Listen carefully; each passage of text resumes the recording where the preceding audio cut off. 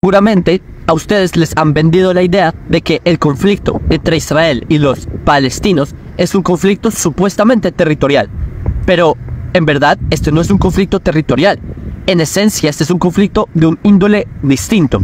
Y les voy a explicar muy sencillo. Antes del 2005, Israel controlábamos la Franja de Gaza.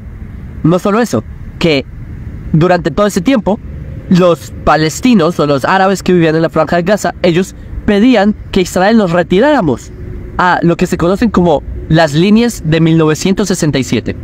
¿Qué pasó? Que en el 2005, así ocurrió, Israel nos retiramos de la Franja de Gaza y le entregamos la Franja de Gaza a los palestinos. Israel retiramos a nuestras familias, sacamos personas de sus casas, sacamos a los muertos de las tumbas, de los cementerios judíos, sacamos a los cadáveres que estaban enterrados, sacamos todo para entregárselos. Se le dieron las llaves a los palestinos. ¿Para qué? En esa época, en el 2005, se creía que los palestinos por fin, ya que se cumplió lo que ellos tanto pedían, que Israel se retirara a las líneas de 1967, que son las guerras de los 6 días, que si nos retirábamos del territorio, ellos iban a crear un país, el Singapur de Medio Oriente, un Mónaco, un país que iba a tener éxito en Medio Oriente. ¿Y por qué? Porque Gaza era una zona en donde había una economía muy buena que alimentaba a Israel, exportaban afuera de Israel. ¿Qué ocurrió? Que los gazatíes, los árabes que estaban en Gaza, cuando entraron, que a propósito, empezaron a venir árabes de Egipto, que entraron por el sur, por Rafah, empezaron a simplemente a tomar, empezaron a quemar las estructuras que Israel les dejó. Los, ¿cómo se dice? Sinagogas, empezaron a quemar todo, los invernaderos para cultivar, que Israel les dejó los invernaderos para que tengan una economía, los quemaron. ¿Y qué pasó? Que hicieron elecciones para definir quién iba a ser el gobierno en Gaza. ¿A quién eligieron? A Hamas, a una organización terrorista. Desde ese momento, hace 18 años, desde el 2005 hasta hoy, solo ha habido terror en Gaza. Ellos no crearon ningún país, han recibido miles de millones de dólares desde entonces. ¿Y dónde está ese dinero? En destrucción, en cohetes, en tratar de matar a nuestra gente. Y Israel hicimos lo que ellos pedían, que era retirarnos de la Franja de Gaza. Y ellos no crearon un país, y ellos no crearon ese Singapur y todo ese cuento que trataron de vender en Occidente y en la ONU y en los medios. Dije, no, para que el conflicto se acabe, Israel se tiene que retirar del territorio y que creen un estado palestino. Nada de eso pasó. No ocurrió. Tampoco ocurrió en el sur del Líbano cuando Israel se retiró. No, en ninguno de los casos ha ocurrido. Entonces, otro dato curioso. Israel conquistó Gaza en 1967, en la Guerra de los 6 días. Pero es que antes del 67, también habían grupos como la OLP, que es la Organización de Libre Palestina. Ellos también pedían por acabar Israel. Ellos no pedían por que Israel se retirara de Cisjordania, que se liberara el territorio. No, lo que ellos quieren y piden es la destrucción de Israel. El problema de ellos no son las fronteras del 67, que ellos tengan un país. El problema de ellos es el hecho de que los judíos tengamos un país. Y les voy a decir otro dato que también me sorprende, pero es que en Occidente no entiendo por qué no han entendido esto. Quizás es porque en Occidente ustedes no saben de Islam, no sé si ustedes, el que nos está viendo, pero en general estoy hablando, los políticos no saben de Islam, los medios de comunicación no saben cómo es la mente de un yihadista, no saben de estas cosas. Por eso es que cuando les dije que hay un factor que es más allá del territorial, más allá del político, es el factor religioso. Si uno no entiende lo que pasa en la mente religiosa o lo que dice la digamos, conciencia teológica religiosa del Islam, ustedes no van a entender la razón del conflicto, porque este no es un conflicto por territorio, nuevamente. Este es un conflicto porque los judíos, nuevamente, tenemos un estatus. Les voy a dar brevemente una explicación de teología islámica. Los que no son musulmanes, judíos, cristianos, etc., y viven bajo el Islam, viven en países del Islam, nosotros estamos en una categoría llamada dhimmi. Dhimmi es como ciudadanos de segunda clase. Para el Islam, los judíos, y durante la historia que los judíos estuvimos en países del Islam, fuimos ciudadanos de segunda clase, dhimmi en árabe. Y los dhimmi estábamos obligados a pagar impuestos llamados jizya, y nos trataban como ciudadanos de segunda clase y súper mal, como a nuestros abuelos, a mis abuelos, etc. Cuando dicen que no, los judíos vivían en paz con los árabes. Falso. Los judíos vivían subordinados bajo el Islam, tenían que pagar la jizya, los humillaban, tenían que caminar donde estaban donde pasan los acueductos de las deposiciones humanas, cosas, humillaciones totales. Para cuando los judíos pagaban la jizya, el ritual es que el judío tenía que arrastrarse donde el musulmán, darle el dinero y el musulmán le pegaba una patada y recibía el dinero. Era un acto simbólico para demostrar que el musulmán está por encima del judío. Entonces, ese es un punto. Ahora que ustedes entienden que el problema de ellos es el hecho de que los judíos ya no somos dhimmi, nosotros ya no somos ese ciudadano de segunda clase, sino que al revés. Los judíos nos liberamos de ser dhimmi, liberamos nuestra tierra. Esto es nuestro. Esta es la tierra de los judíos. Esta no es la tierra de los árabes, son de la península arábiga, ¿sí? Ellos son los que vinieron a colonizar nuestra tierra y los judíos, por fin, después de 2000 años, la descolonizamos. ¿Qué pasa? Que a pesar de que es nuestra tierra, los judíos fuimos tan ingenuos de decirles, ofrecerle paz a una religión que quiere nuestra destrucción. Por favor, busquen ustedes en internet. Carta Fundacional de Hamás. Es el documento corazón de Hamás. Carta Fundacional de Hamás. Búsquenlo.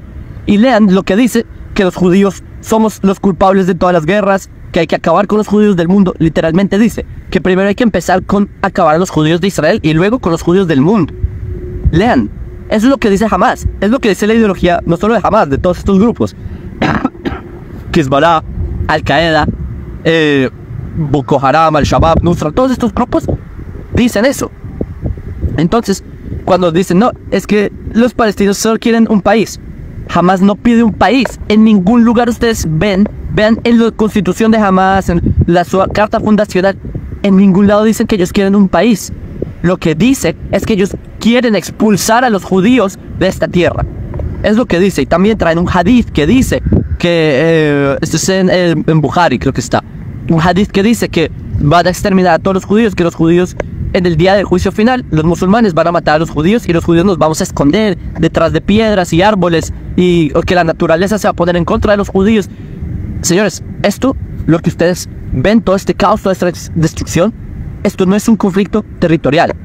Entiendan que Israel ya trató, se intentó darles a los palestinos, ¿sí? Los árabes de la península arábiga que llegaron, ¿sí? Que se pusieron el nombre palestinos en los años 60. Los verdaderos palestinos somos los judíos. Les recuerdo, el nombre Palestina se lo pone el emperador Adriano a Judea, ¿sí? Que lo toma un nombre Heródoto de las costas de Ashkelon, que por Heródoto lo saca. Pero el punto es que en la época de Adriano, los palestinos éramos los judíos. De repente, ya en el siglo XVIII, XIX, empiezan a llamar incluso también en el siglo XIX, a los judíos se les llama a los palestinos, a los judíos. Hay documentos del Imperio Otomano que los judíos éramos los palestinos. En los años 60 se inventaron ese pueblo que pide un territorio que en verdad no lo pide, sino que Occidente creen que ellos quieren un país. Ustedes en Occidente tienen que entender que este no es un conflicto por territorio. Este es un conflicto por si Israel existe o no existe. Y nosotros vamos a hacernos y asegurarnos que Israel va a existir para siempre. Ya la pasamos mal. La primera destrucción con los babilonios, no aprendimos la lección. Segunda destrucción con los romanos. 2000 años después aprendimos la lección. De aquí no nos mueve nadie.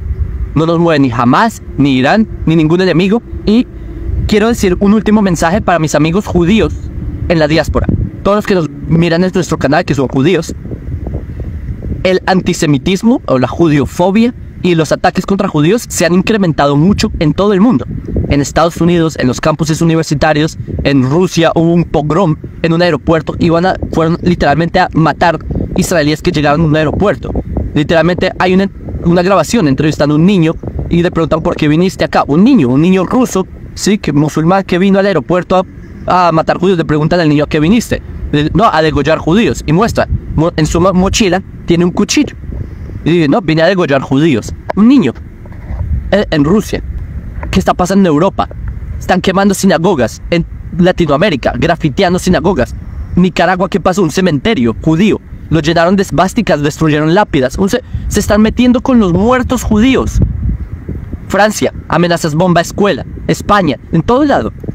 El odio a los judíos está en todo el mundo. Entonces cuando vienen estos locos a decirme, no, la solución es que los judíos que vivimos en Israel que se vayan. ¿A dónde nos vamos?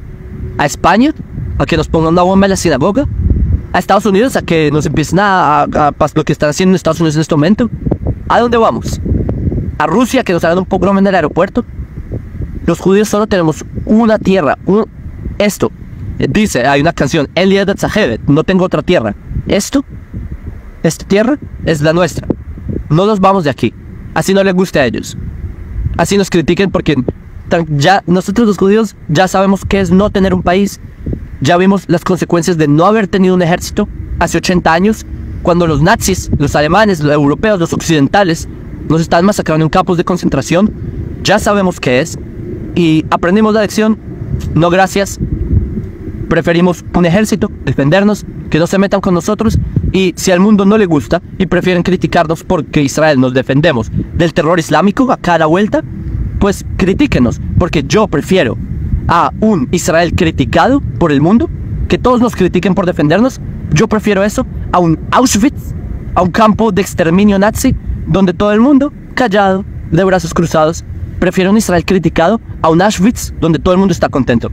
Entonces, nada, a pesar de eso, yo sé que muchos aquí nos acompañan, muchas personas que apoyan a Israel, ustedes que siguen filosofía judía, que comparten nuestro contenido, que apoyan, que contribuyen, que toman parte. Yo sé que también, a pesar de que hay muchas críticas, a pesar de que hay muchas personas que no están contentas con la existencia de Israel, hay personas buenas como muchos de ustedes que ven nuestra página. A nuestra página también nos ven haters, que también ustedes, acompáñenos. Pero en todo caso, los que toman parte con filosofía judía, y yo veo sus mensajes y cuando puedo leo, y en verdad yo siento la fuerza. Ustedes me han escrito de todo el mundo que hacen rezos por nosotros, salmos, tefilot. Entonces eso lo apreciamos. Ustedes en verdad los llevamos con nosotros y por eso el bien va a triunfar. Porque como dice una frase que usted la dijo, creo que el Rebbe Lubavitch, bendita sea su memoria, que aunque haya mucha oscuridad, una pequeña luz logra quitar toda esa oscuridad.